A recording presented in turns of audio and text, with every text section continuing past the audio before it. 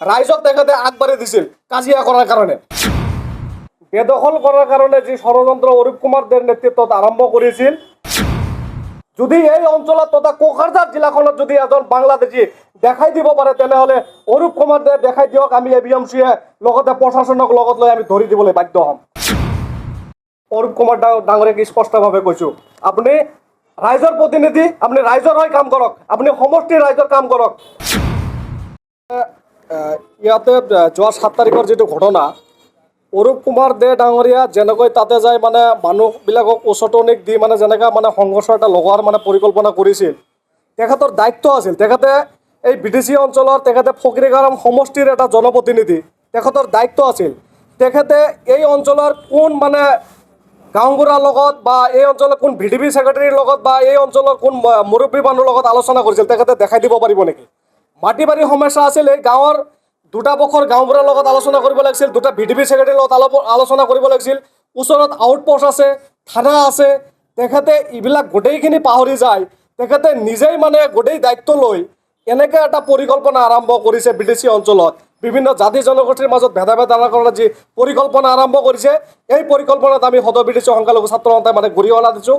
আৰু আপোনালোকে জানে, যোৱা 17 চনৰ 1 আগষ্ট দিনা ABMCৰ এজন প্ৰায়ত সভাপতি শ্বহীদ লাবিকুল ইছলাম ডাঙৰীয়া কিন্তু এনেকৈ BDC অঞ্চলত কিন্তু আমি হেৰাবলগীয়া হৈছিলোঁ।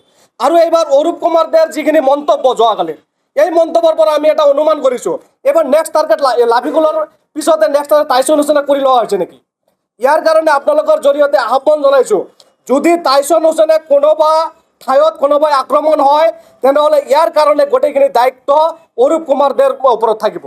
আৰু টাইচন হুছেইন আক্ৰমণ হোৱা মানে আমি ভাবিম অৰূপ কুমাৰ দেৰ নেতৃত্বত আক্ৰমণ হৈছে।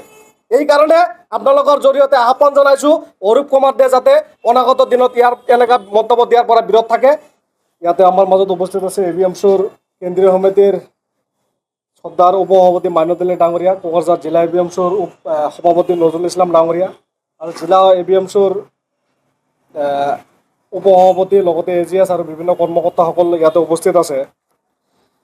আপোনালোকে জানে, যোৱা 7 তাৰিখে ফকীৰগাঁও থানাৰ অন্তৰ্গত চিটলাৰ আউটপোষ্টৰ অন্তৰ্গত নামাপাৰাত ভূমিকেন্দ্ৰিক এটা ঘটনা হৈছিল।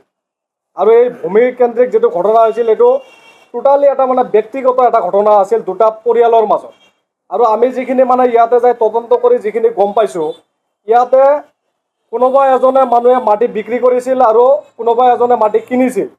আৰু কিনা মানুহখিনিয়ে টকা দি মাটি ইতিমধ্যে চৰকাৰী যিখিনি মানে যেনেকুৱা প্ৰচেছত ইতিমধ্যে BDCৰ পৰা পাৰ্মিশ্যন লোৱাৰ কাৰণেও কিন্তু এপ্লাই কৰিছে।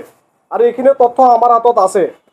আৰু ইয়াৰে গইনা লৈ BDCৰ EM অৰূপ কুমাৰ দে ডাঙৰীয়া তাতে যায় ইয়াৰে কিছুমান মানুহক উচতনিমূলক মন্তব্য দি তেখেতেসকলে এই মাটিটোক মানে বেদখল কৰাৰ কাৰণে যি ষড়যন্ত্ৰ অৰূপ কুমাৰ দেৰ নেতৃত্বত আৰম্ভ কৰিছিল, তাৰ পিছতে ইয়াতে এটা উত্তেজনামূলক পৰিৱেশ সৃষ্টি হৈছিল।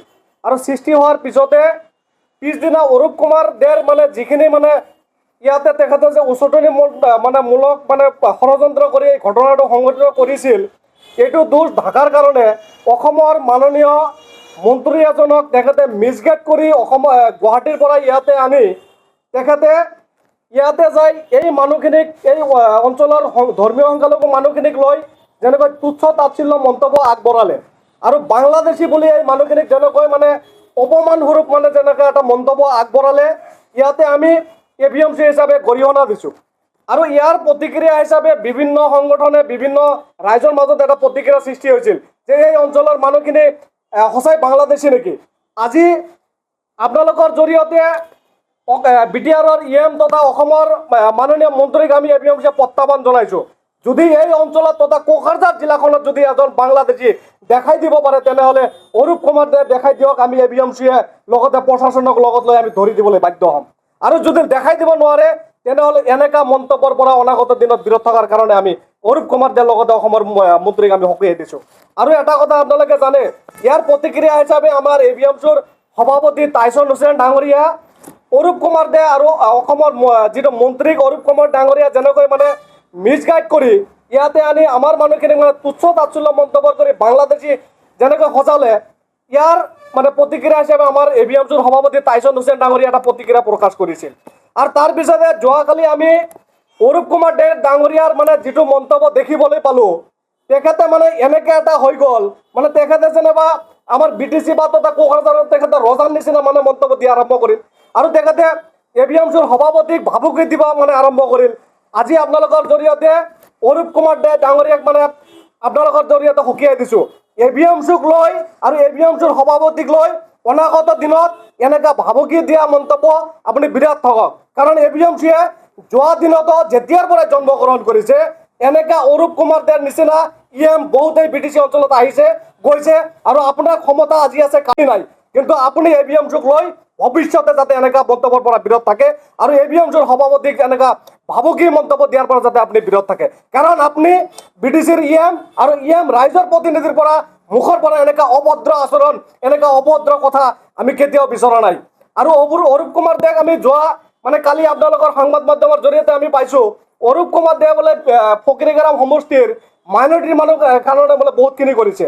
মই ফকিৰিগ্ৰাম সমষ্টিৰ এজন যুৱক হিচাপে কৈছোঁ, অৰূপ কুমাৰ দেক ডাঙৰীয়া প্ৰত্যাহ্বান জনাইছোঁ, আপুনি আহক, আমিও যাম। ফকিৰিগ্ৰাম অঞ্চলত মাইনৰিটি এলেকাত আপুনি কি ডেভেলপ কৰিছে এটা দেখাই দিয়ক। মাইনৰিটি বুলি নহয়, আজিৰ দিনত ফকিৰিগ্ৰাম অঞ্চলত আপুনি যেনেকুৱা প্ৰতিশ্ৰুতি দিছিল ইয়াৰ 1% আপুনি পালন কৰিবলৈ মানে সক্ষম হোৱা নাই। এইকাৰণে আপোনালোকৰ জৰিয়তে আজি অৰূপ কুমাৰ দেক প্ৰত্যাহ্বান জনাইছোঁ, আপুনি এনেকুৱা মন্তব্যৰ পৰা ভৱিষ্যতেও যাতে এভিএমচুক লৈ আৰু এভিএমচুৰ সভাপতি তথা বাদে দিয়ক এভিএমচুৰ এটা সদস্যৰ প্ৰতি যাতে আপুনি আঙুলিটোৱে কথা ভৱিষ্যত দিনত নকয়। তেনেহ'লে আপুনি যেনেকৈ ভয় ভাবুকি দিব বিচাৰিছে, আমি এনেকুৱা ভয় ভাবুকি এনেকুৱা মানে ভয় ভাবুকিৰ মানে ভয়াতু হৈ এনেকুৱা মানে ভয় ভাবুকি কেতিয়াও ভয় কৰা নাই, আৰু অনাগত দিনতে এনেকুৱা ভয় ভাবুকিত আমি ভয় নকৰোঁ। আপোনাৰ হাতত ক্ষমতা আছে বুলি যি ইচ্ছা তাকে বকিব, এনেকুৱা বকাৰ পৰা আপুনি বিৰত থাকক। অৰূপ কুমাৰ ডাঙৰীয়াক স্পষ্টভাৱে কৈছোঁ, আপুনি ৰাইজৰ প্ৰতিনিধি, আপুনি ৰাইজৰ হৈ কাম কৰক, আপুনি সমষ্টিৰ ৰাইজৰ কাম কৰক। আপুনি সমষ্টিৰ ৰাইজৰ কাম কৰা বাদ দি আপুনি BTC অঞ্চলত আপুনি কি এটা সাম্প্ৰদায়িক সংঘৰ্ষ লগাৰ কাৰণে এটা ষড়যন্ত্ৰ কৰিছে নেকি? আৰু আপুনি কয় উক্ত ঘটনাৰ লগত আপুনি জড়িত নহয়। এই ঘটনাৰ ভিডিঅ' ফুটেজ আমাৰ লগত আছে, এই ঘটনাত আপুনি প্ৰত্যক্ষভাৱে জড়িত আছিল, আৰু আপোনালোকৰ জৰিয়তে দেখাইছোঁ আমি। এইখিনি চাওক, ইয়াতে অৰূপ কুমাৰ দে ডাঙৰীয়া নিজে প্ৰত্যক্ষভাৱে জড়িত আছিল, এইখিনি আপোনালোকে চাওক। এই তেখেতে উচতনিমূলক মন্তব্য দি আৰু তেখেতে ৰাইজক তেখেতে মানে কি কৰিছিল, ৰাইজক তেখেতে আগবাঢ়ি দিছিল কাজিয়া কৰাৰ কাৰণে। ইয়াৰ কাৰণে কোকৰাঝাৰ জিলা প্ৰশাসন তথা অসমৰ DGP ডাঙৰীয়াক আমি অনুৰোধ জনাইছোঁ, ইয়াৰ ওপৰত এটা উচিত এটা তদন্ত হ'ব লাগে। এই ঘটনাৰ লগত কোনে জড়িত আৰু এই ঘটনা দি কোনে মানে ৰাজনীতিক মুনাফা আদায় কৰিব বিচাৰিছে।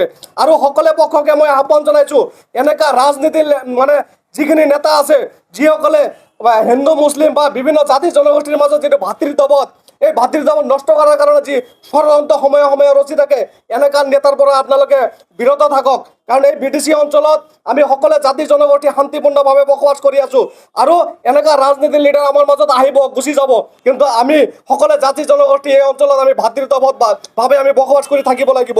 এইকাৰণে আমাৰ ৰাইজক তথা সকলো ৰাইজকে জাতি জনগোষ্ঠীৰ মই আহ্বান জনাইছোঁ, আমাৰ মাজত যাতে কোনো ৰাজনীতিৰ নেতৃত্বই বা ৰাজনীতিৰ লিডাৰ আহি বিভিন্ন মানে এনেকৈ সাম্প্ৰদায়িক মন্তব্য দি আমাৰ মাজত যাতে জাতিগত ভেদাভেদ আনিব নোৱাৰে। ইয়াৰ কাৰণে ৰাইজে সজাগ থকাৰ কাৰণে মই আজি আপোনালোকৰ জৰিয়তে মানে আহ্বান জনাইছোঁ।